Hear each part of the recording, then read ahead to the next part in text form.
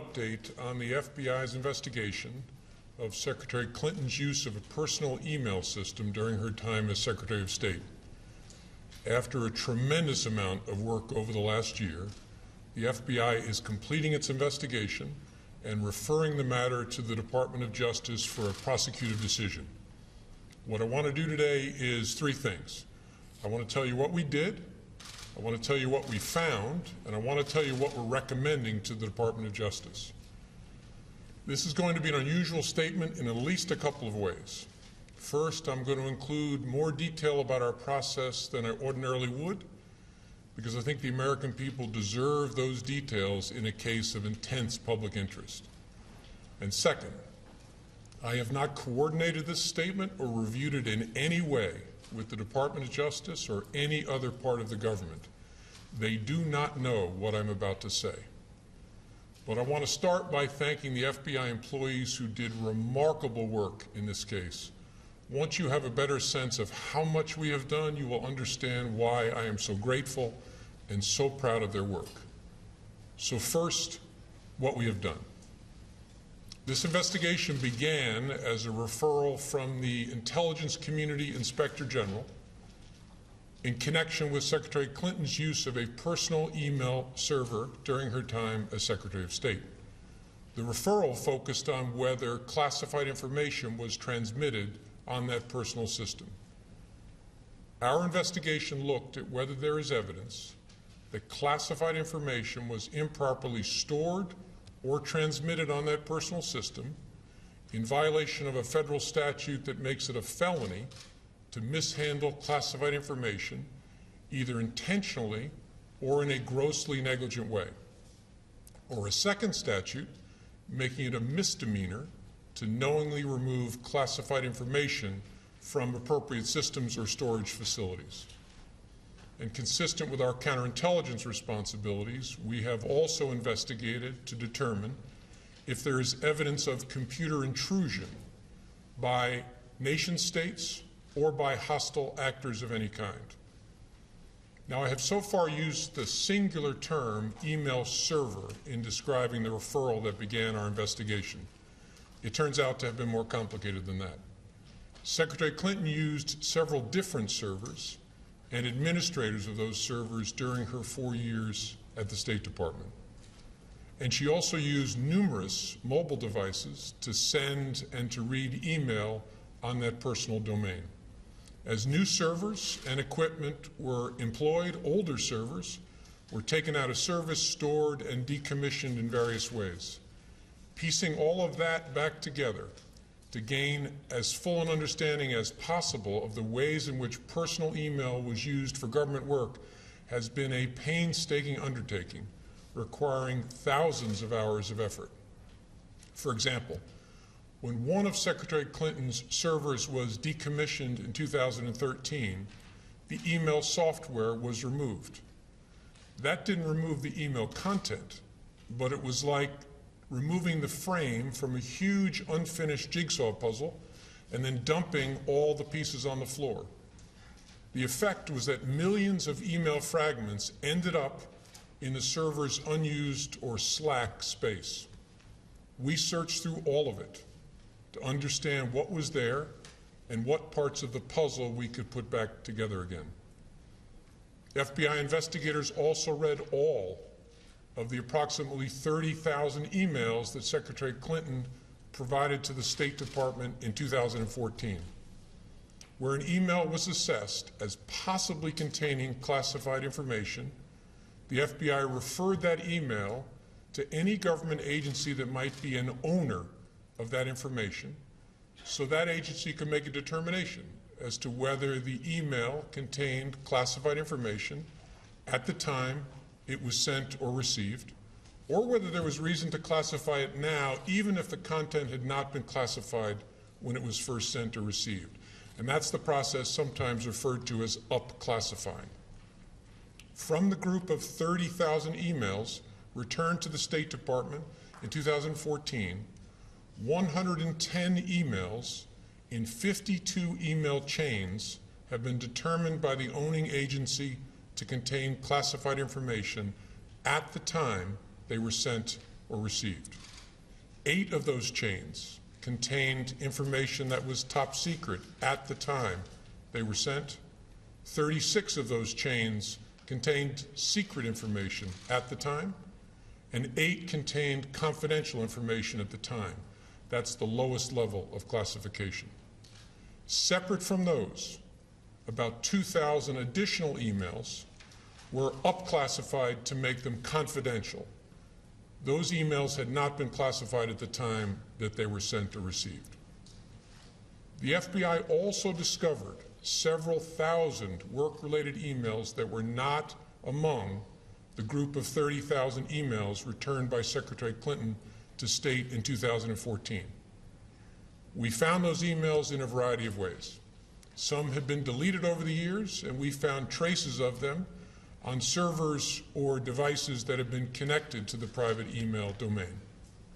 Others we found by reviewing the archived government accounts of people who'd been government employees at the same time as Secretary Clinton, including high-ranking officials at other agencies, folks with whom a Secretary of State might normally correspond. This helped us recover work-related emails that were not among the 30,000 that were produced to State. Still others we recovered from that painstaking review of the millions of email fragments dumped into the slack space of the server that was decommissioned in 2013.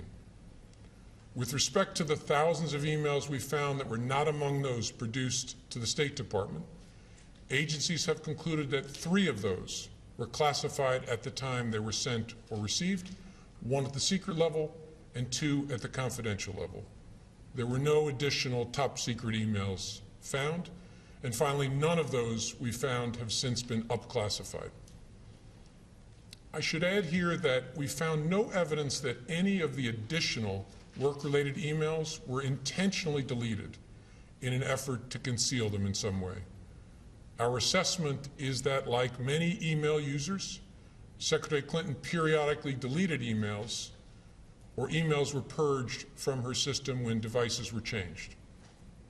Because she was not using a government account or even a commercial account like Gmail, there was no archiving at all of her emails. So it's not surprising that we discovered emails that were not on Secretary Clinton's system in 2014 when she produced those 30,000 some emails to State. It could also be that some of the additional work-related emails that we've recovered were among those deleted as personal by her lawyers when they reviewed and sorted her emails for production in late 2014. The lawyers doing the sorting for Secretary Clinton in 2014 did not individually read the content of all of her emails as we did for those available to us. Instead, they relied on header information, and they used search terms to try to find all work-related emails among the reportedly more than 60,000 that were remaining on her system at the end of 2014. It's highly likely that their search missed some work-related emails and that we later found them, for example, in the mailboxes of other officials or in the slack space of a server. It's also likely that there are other work-related emails that they did not produce to State and that we did not find elsewhere and that are now gone, because they deleted all emails they did not produce to State, and the lawyers then cleaned their devices in such a way as to preclude complete forensic recovery. We have conducted interviews and done technical examination to attempt to understand exactly how that sorting was done by her attorneys. Although we don't have complete visibility because we're not able to fully reconstruct the electronic record of that sorting, we believe our investigation has been sufficient to give us reasonable confidence there was no intentional misconduct in connection with that sorting effort. And of course, in addition to our technical work, we interviewed many people, from those involved in setting up the personal email system and maintaining the various iterations of Secretary Clinton's server, to staff members with whom she corresponded on email, to those involved in the email production to State, and finally Secretary Clinton herself. Last, we have done extensive work to try to understand what indications there might be of compromise by hostile actors in connection with that personal email system. So that's what we've done. Now let me tell you what we found. Although we did not find clear evidence that Secretary Clinton or her colleagues intended to violate laws governing the handling of classified information, there is evidence that they were extremely careless in their handling of very sensitive, highly classified information. For example, 7 email chains concern matters that were classified at the top secret special access program at the time they were sent and received. Those chains involve Secretary Clinton both sending emails about those matters and receiving emails about those same matters. There is evidence to support a conclusion that any reasonable person in Secretary Clinton's position or in the position of those with whom she was corresponding about those matters should have known that an unclassified system was no place for that conversation. In addition to this highly sensitive information, we also found information that was properly classified as secret by the U.S. intelligence community at the time it was discussed on email. That is, excluding any later up-classified emails. None of these emails should have been on any kind of unclassified system, but their presence is especially concerning because all of these emails were housed on unclassified personal servers, not even supported by full-time security staff like those found at agencies and departments of the United States government, or even with a commercial email service like Gmail. I think it's also important to say something about the marking of classified information. Only a very small number of the emails here containing classified information bore markings that indicated the presence of classified information. But even if information is not marked classified in an email, participants who know or should know that the subject matter is classified are still obligated to protect it. And while not the focus of our investigation, we also developed evidence that the security culture of the State Department, in general, and with respect to the use of unclassified systems in particular, was generally lacking in the kind of care for classified information that's found elsewhere in the U.S. government. With respect to potential computer intrusion by hostile actors, we did not find direct evidence that Secretary Clinton's personal email domain, in its various configurations since 2009, was hacked successfully. But given the nature of the system and of the actors potentially involved, we assess we would be unlikely to see such direct evidence. We do assess that hostile actors gained access to the private commercial email accounts of people with whom Secretary Clinton was in regular contact from her personal account. We also assess that Secretary Clinton's use of a personal email domain was both known by a large number of people and readily apparent. She also used her personal email extensively while outside the United States, including sending and receiving work-related emails in the territory of sophisticated adversaries. Given that combination of factors, we assess it is possible that hostile actors gained access to Secretary Clinton's personal email account. So that's what we found. Finally, with respect to our recommendation to the Department of Justice, in our system, the prosecutors make the decisions about whether charges are appropriate based on evidence that the FBI helps collect. Although we don't normally make public our recommendations to the prosecutors, we frequently make recommendations and engage in productive conversations with prosecutors about what resolution may be appropriate given the evidence. In this case, given the importance of the matter, I think unusual transparency is in order. Although there is evidence of potential violations of the statutes regarding the handling of classified information, our judgment is that no reasonable prosecutor would bring such a case. Prosecutors necessarily weigh a number of factors before deciding whether to bring charges. There are obvious considerations like the strength of the evidence, especially regarding intent.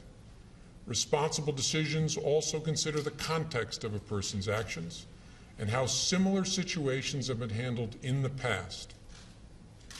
In looking back at our investigations into the mishandling or removal of classified information, we cannot find a case that would support bringing criminal charges on these facts.